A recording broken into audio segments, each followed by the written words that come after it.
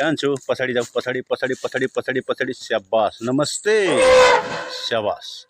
कान्छु एकचोटि फेरि जाओस् जाओस् जाओस् फेरि जाओस् फेरि जाओस् स्याबास ओके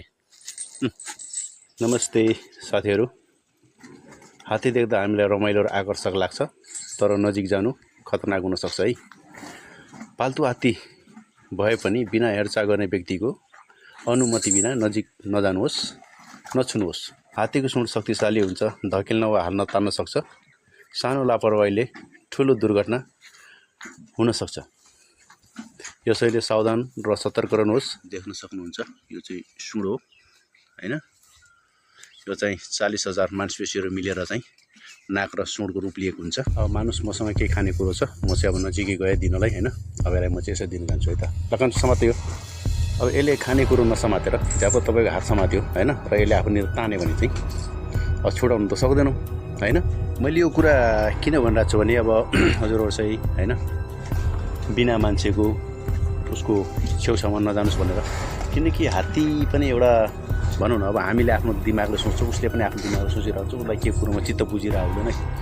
के कुरोमा चित्त बुझ्दैन के कारणले बुझ्दैन त्यो आफ्नो ठाउँमा छ र त्यसको रिस चाहिँ अब बेला बेलामा अब कहिले काहीँ सुन्नु नि होला आफ्नै मान्छेलाई हानेर हैन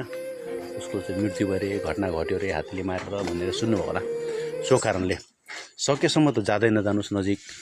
तर जानै पर्यो भने चाहिँ जसले उसलाई पालेको छ जसले उसलाई हेरेको छ हैन त्यो व्यक्तिसँग जान सक्नुहुन्छ तर पनि त्यति चाहिँ तपाईको कुनै अब चाहिँ हुँदैन है किनकि अब के थाहा उसको मुडमा के भइरहेछ हैन के चलिरहेछ उसको दिमागमा त्यसैले सकेसम्म नजिक नजानु होला भन्ने चाहिँ आग्रह गर्न चाहे हजुरहरुलाई यदि हजुरहरुलाई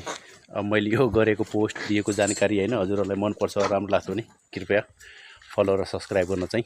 नहिचकिचनु होला भन्दै फेरि पनि अर्को भिडियोमा भेट्ने बाचाको साथ र अर्को कुरो गर्मीको मौसम छ पानी प्रशस्त पिउनुहोस् स्वास्थ्यको ख्याल राख्नुहोस् हस्त धन्यवाद तपाईहरुको दिन शुभ रहोस्।